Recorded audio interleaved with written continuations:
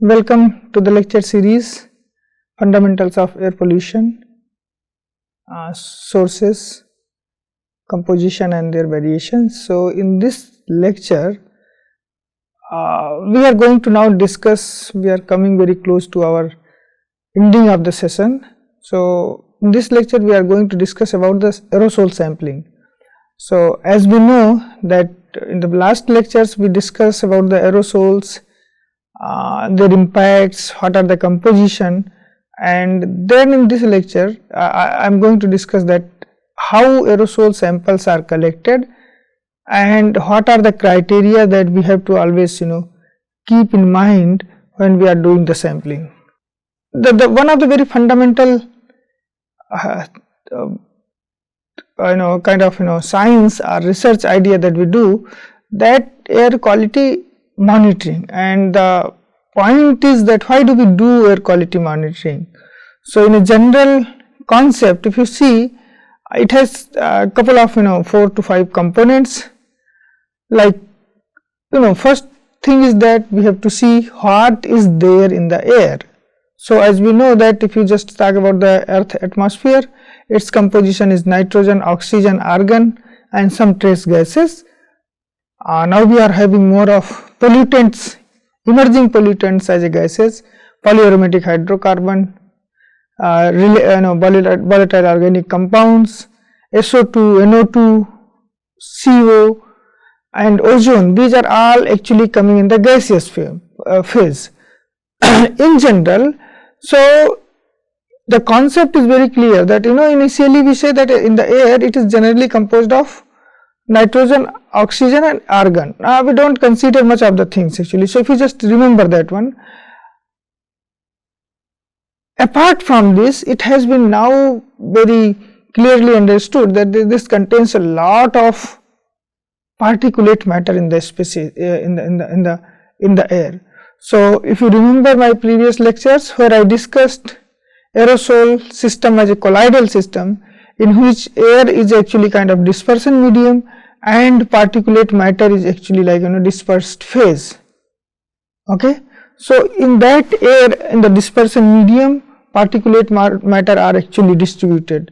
Now, the point is that they are there, and because their size is very small, generally few hundred of nanometer to say 10 of micrometers or a little bit higher, but then the point remains that because you cannot see with your naked eyes, it becomes imperative that how do you collect, and that is why the science for collecting air samples is little bit different from the sampling of other things like we do, which so we have to use a special flow, we have to use pumps so that we can collect the air samples. Now, so this is actually monitoring, and why do we collect these things? So I talked about in the air composition. When I talked about air pollution, we talked about there are two types of air pollution. One is actually gaseous and other is, just let me see. So, when I say that what is in the air, so air is actually a gas, okay, and then you have a particulate matter. Now, I hope that you are clear with the idea what is particulate matter. So, you have a gas plus gas mixture, one is actually, and then you have a particulate matter plus gas, another mixture, okay. This system can be considered as a kind of colloidal system in which this is actually a dispersion medium and this is as a dispersed phase, okay. Now, having said that, so what you have to do in the gaseous samplings, it is easier little bit to collect the gaseous samples because you just have to collect the air, right. You do not have to separate that, there are actually not immiscible things actually. So, if you see here, you can collect in any container and you can do the purification and you can detect based on your whatever the species that you are looking, or whatever the gaseous pollutants you are looking, or whatever the gases that you are looking, okay. So, that you can do, but here the point becomes little bit critical because you have to actually somehow you have to separate here particulate matter from air, okay. So, in the air you have gas and that particulate matter has to be separate, and this is usually we will discuss that one done by simply generally done by filtration. So we will discuss in details. So monitoring is very important, and until and unless, because you cannot see that one, of course you can visualize because you see the pollution, lots of things, you can hazy kind of things you can see, visibility becomes very low, then you can say okay, the air quality is probably not good, but until and unless you monitor that one, you cannot get a quantitative idea. You can get a qualitative idea by just looking at the kind of place. And why do we do that one? Next question. So this is what is the air, and why do we do? Because we wanted to know this one, and then we want to identify that which chemicals have harmful effect. Because if you remember in the very first lectures or the initial lectures, I discussed about anything can be called pollutants if it is having a kind of adverse effect on the ecological system or on the human health. So if they don't have, then they cannot be called actually like pollutants. So now in this one there are so many things, as I said that there are so many gases that are present in the atmosphere, but we usually don't monitor all of them. We monitor only selective. And why we measure? So this means which chemicals have harmful effect. In the particulate matter, similar thing happens.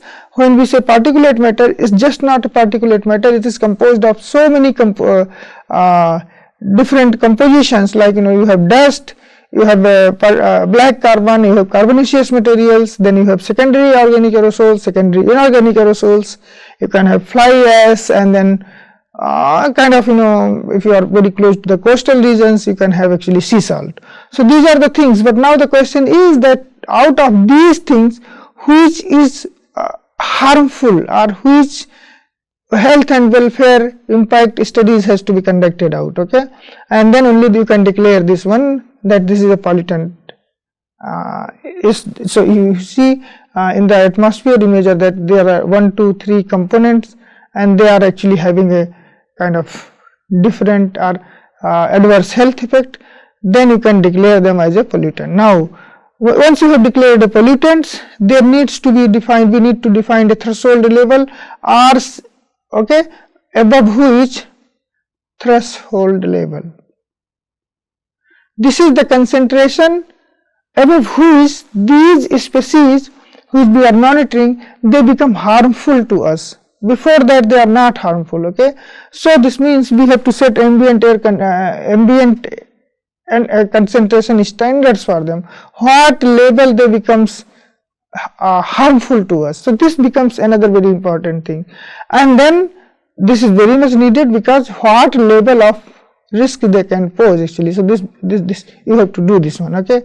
And then once you know these are the pollutants, then of course, so you have measured, you have quantified their concentration, you have also quantified that what are their actually health welfare impacts on ecosystem or human health.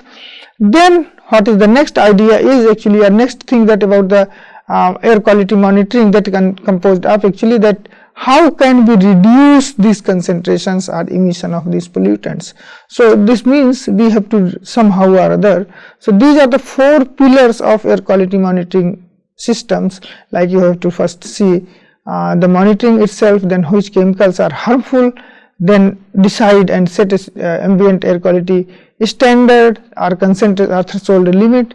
Usually this is done by in India it is done by CPCB, and then you have a state pollution control board, they look after these things. In other countries you have Environmental Protection Agency USA, okay, we generally called US EPA. So these are actually like US EPA regulates that one. Then similarly you have for the Europe, and this is very important here that this threshold level is very much different for different countries, okay. And you must remember that the concentration levels which can be harmful in a country may not be harmful, or even that may not be harmful at all. So this is you have to consider you have to always consider this, that actually these pollutants concentrations, for example WHO guideline is very different, World Health Organization guidelines is very different, they are actually than those what is there in India actually. Okay, so this is very different. WHO and US EPA, they are somehow closely related, but then they are their concentration level or threshold level is very much different for US and India. I just one more point here is that you have to remember that this is a continuous efforts, and you all the time keep on monitoring the air pollution, and then you actually do lots of studies. For example, initially the guideline was that PM10 was only air pollutants in the particulate matter, then there came about PM2.5, and now we are talking about PM1 itself, that PM1 is even more harmful compared to PM10 and PM2.5. And if you talk about the carbonaceous species, but for we do have we will discuss this one, we do have ambient air quality standards for PM10 and PM2.5, but not for PM1. And similarly, we have also in the previous lectures, if you just remember, we have discussed that black carbon also have a health impact that can affect our health systems and ecological systems, but this is still not declared as a pollutant. Okay, so BC is not declared as a pollutant. Similarly, if you are asked, for example, carbon dioxide is a pollutant or not, there is a very often we get confused with this one. So CO2 is not a pollutant. Okay, just remember that CO2 is not a pollutant, although it has an effect. It can cause many of the things. For example, like it can cause ocean acidification. Which can directly or indirectly affect the marine ecosystems that is there. The corals can be affected with this one. But CO2 is very much important for photosynthesis as well. So somehow or other, CO2 has not been declared as a pollutant itself. Okay, so just remember that which are the pollutants that we need to discuss. So when I say that what are the different component of the air quality state management in the last part actually, so are the fourth one, like when you have to propose a control emission, what you have to do, you have to actually do sorts of source apportionment, means you have to tell that what percentage is coming from source A. Okay, A is giving X%, B is giving Y%, and C is giving Z%, and there are many others like that. And then you actually measure that air quality monitoring, do the source identification, and there actually you find that this is the sources. Okay, so this is the source A, B and C, and you just measure that what are the sources, do the characterization, because these different sources will have different characteristics, including chemical composition measurements and emission factors. This is very important. Emission factor measurements for the calculation of global load or atmospheric load, and then we quantify that what is the actually characterization and quantification, how much they are there actually. Then once you have done this one, you out of this, for example, you find out that okay, source A is giving maximum contribution, so what we have to do, we propose a kind of emission reduction policies. This means that source A has to be removed first, or it has to be controlled, and this is what we do actually in the contribution, and this is done usually through the policy planning and then implementation. So as a scientist, some people will give the idea, will give the source apportionment studies and then chemical characterization, and then all the necessary parameters that are there. Then there will be a kind of a policy team that will be looking after this one. And not only that, if you really want to reduce the emissions, you have to do periodic review of emission. This is very important, which is not very common in India. Unfortunately, you have to periodically review the emission reductions. So whether the reduction that was proposed is actually having that effect or not, or say we wanted to reduce 20% by 2020, say by 2028 in another 4 years. So whether you have to periodically, you have to review almost like in a year or so, you should be looking at that whether we have been able to do that one, because when it goes to the final it may not be able to see that whether the reduction is there or not. So this is another important point about the air quality monitoring, because you need to have a long term monitoring of the air pollutants, and because if you don't have a long term monitoring of air pollutants, you will actually not be able to quantify this one, and then this will also help in identification of new pollutants or new emission sources, and then we can also manage those things. I will give some case study about Japan and China, where I worked for some time, and I think they have been in India we need to actually adopt that kind of similar policy for this one. So now, having said that, so now we have some idea about this one. So there are 4 very primary questions that you have to ask. Why aerosol sampling is important? Okay, this is very important. So anything that you start, you have to always ask a question that why you want to do aerosol sampling, and then that will lie that what are the things that we are looking for when we do sampling. So and then actually whether you are looking for the chemical properties or physical properties, or you are looking for only chemical properties or physical properties, or are you looking for both. So it will be important that what you are going to do. So you are looking for only chemical properties, or you are also looking for the physical properties, or you are also interested in optical properties. So your sampling strategy has to be designed accordingly, the instrumentation has to be designed accordingly. Okay, and then of course we will discuss that how the sampling of air is different than the sampling of soil and air, and what are the some consideration when we do aerosol measurements, and then we will discuss little bit about the offline and online measurements, integral management and size resolved management, of course. So this is like different size fractions of aerosol collection, and integral means you are doing simultaneously too many things, too many measurements together. And then last is very important, this is very important, when to do sampling and where to do sampling. Okay, so this means we have to identify that which time period we are going to do the sampling.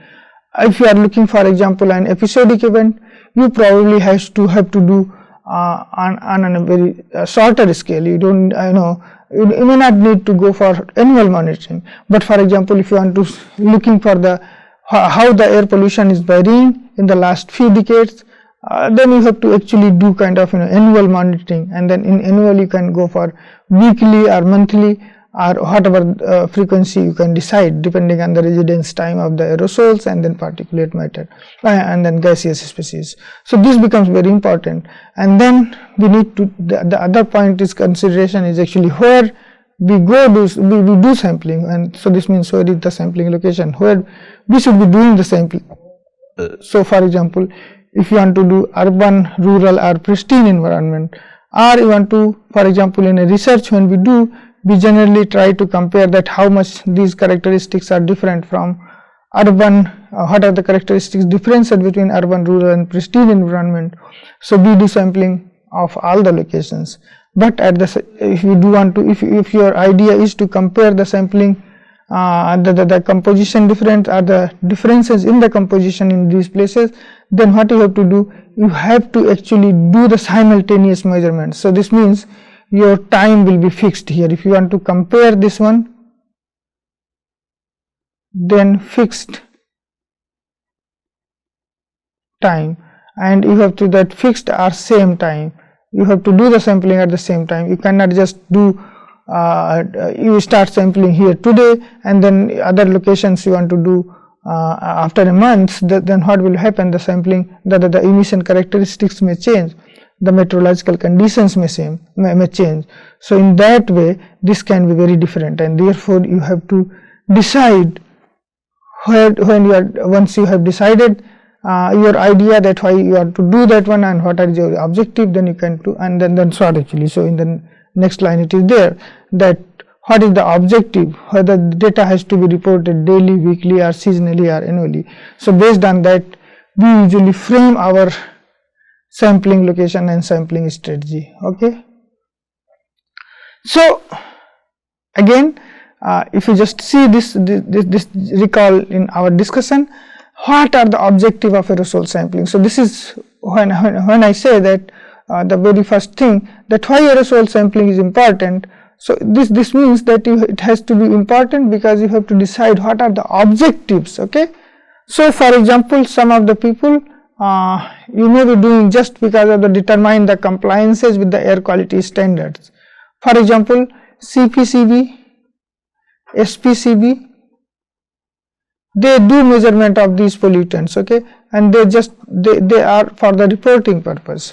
So their criteria is different, okay. And as a researcher, if you want to do this one, so this is for the researcher. If you want to do sampling, so suppose your objective is to enhance the understanding of chemical and physical properties of air pollution at a particular location, or for example say at couple of locations, or say over India, then this is the research objective that you have to do, and then this is the researcher's job.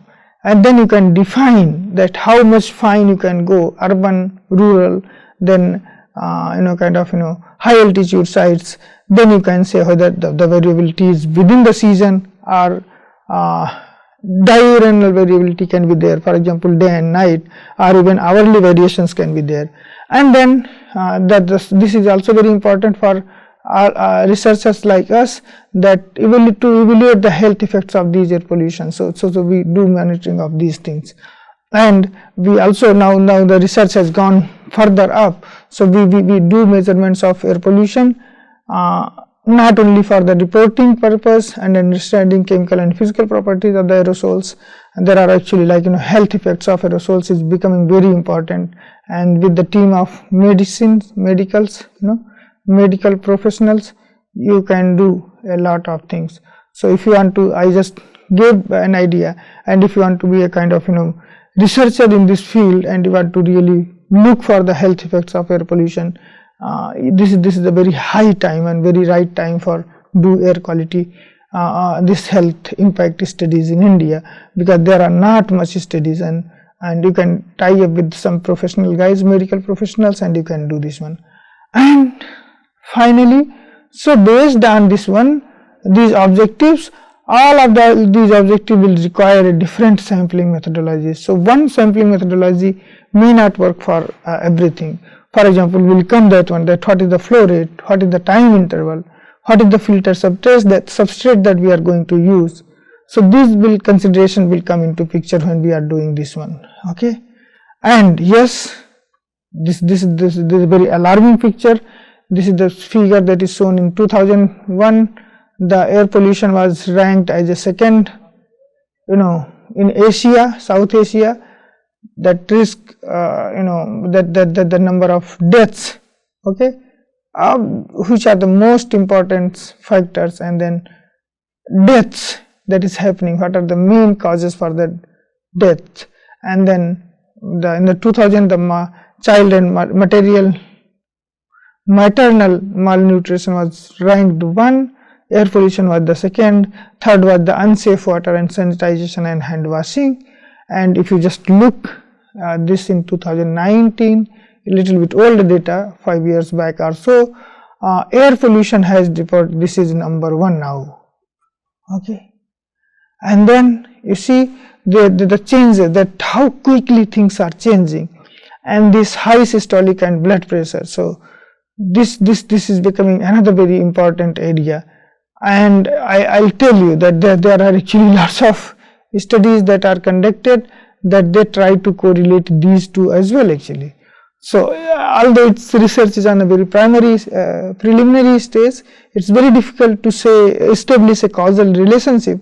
But yes, there has been studies that has been reporting that air pollution can significantly affect your human metabolism processes, and through which it can affect your many of the things, like including the blood pressure. So yes, there are actually kind of things that can be there actually. So this is one of the reasons we want to do this kind of things. So when you want to do the aerosol sampling, now we have we have defined our objective. First objective is now we have defined, okay. that what is the objective that we want to do. So suppose this is defined, and then the next consideration will be that whether you want to do size segregated or total aerosols, like TSP, you want to do TSP, RPM 10, RPM different fractions, okay. This you have to decide, okay. And then the third very important criteria is like flow rate. What is the flow rate that you should be using? Because you remember in coming slides we will discuss that this is the filter. Suppose this is the filter substrate that is there, and on which the air pollutions are deposited. So air are sucked from all the directions, okay. So you have inlet of air from here, and this air goes here, and then this air stream this contains particulate matter. Now the way it has been defined that below you have to apply somewhere around this one, you have to apply a pump, because if you don't apply the pump, these particles which are in the atmosphere, their mass is small, okay. So their m into g will be further lower, less, and it will not be deposited. So they will not be depositing, they will be just hanging in the atmosphere. So what you have to do? By force, you have to apply some force, okay, and through that force this particulate matter along with the air, they will come, and when they stuck in the filter substrate. So this is very simple, I am telling. We will come to the next one, more complicated things. So this is there, and then you have a pump. So this means what will happen? There has to be a pressure difference. Here pressure is something different, and then downtime. So suppose this is a P1 and this is a pressure P2. So P1 and P2 are very different. There will be a pressure drop when we are doing this one. So usually P2 is smaller than P1, although we are doing the sampling in the ambient air, but what I am saying is that the pressure that because of the pressure difference, these particles will be collected, and then of course we will come to that one. Then once you have selected, and we also selected that, okay, what is the sample location, how will you, this is another very important thing, that our idea is actually to get a representative sample, and the representative sample, not only representative sample, and representative location has to be there. So in the urban area you can find many places where you can do sampling, but you will not do everywhere. So this will be usually, it is done, for example, some of the criteria involved, like you have your sampling or the sampler, this should be above 10 to 15 meter above ground level. So you just don't put the air sampler very close to the ground, because what will be happen, the disturbances from the ground emission due to movement of the vehicles or the people that are there, that will be already there. So we usually avoid those things. There should be a free flow, airflow. So as I said that here in this lecture, in this figure, the air has to come from here. So there should not be any obstruction here or in between. The air should be coming from there everywhere. So all the time, so the air should be, there should be no hindrance. So this means it should be away from the trees. High rising buildings should not be there actually. If they are there, then it will be very difficult. Then your location should be away from the emission sources. This is very important, because if you are going to collect the aerosols very close to the source, what will happen? You are actually going to collect more samples, more of the composition that is coming from the emission itself. So this will be very high biased. And then lastly, the sample should be homogeneous. This becomes very important, and you don't have to much worry about this one, because most of the aerosol samplers that are there actually, and they already there in the kind of so they already the samplers are designed in a way that they already have these kind of things, that you will be getting the homogeneous solutions. Okay. Yeah, just I will take 2 minutes more in this one, then we'll yeah. So in general, when I say that if you have to obtain a representative sample, your flow should be isokinetic. This is very important. Okay. So most of the time, if your flow rate, this we will, I think we have in the coming slides that, and then gas velocity should be larger compared to the particle settling velocity. So for example, if the particle, so this means your bigger particles, if the particles are bigger in size, they will be deposited. So the gas velocity here, what we talked about, the velocity with which we are collecting our flow rate, it should be higher, and then inlet should be in the order of the centimeters. So inlet diameter, if you are using very big diameter, it will be having a problem. If you are using very small size inlet, then there will be a problem. Then electrostatic effects should be minimized, because if you are using very small very small diameter, then there will be an electrostatic effect. Particles itself will get on the side of the walls actually, and then they can be there. Tubing should be kept as short as and straight as possible. This is very important. Most of the time I see people doing especially in the online sampling, their tubing is actually bent. It has so many bends actually, and they are usually collecting samples from long distances. So this is not good actually. So if you are doing this one, then your sampling will be not correct actually. You will not get a homogeneous sample. So yeah, these are the few things that we have to have in your sample consideration, and we will discuss further details, or the different types of samplers that are available, what are the different filters that we should use in this one. So we will be discussing this in coming slides. Too many things, I did not break that lecture here, so I should have break that one. So we will discuss those things in coming slides, coming lectures. Thank you so much.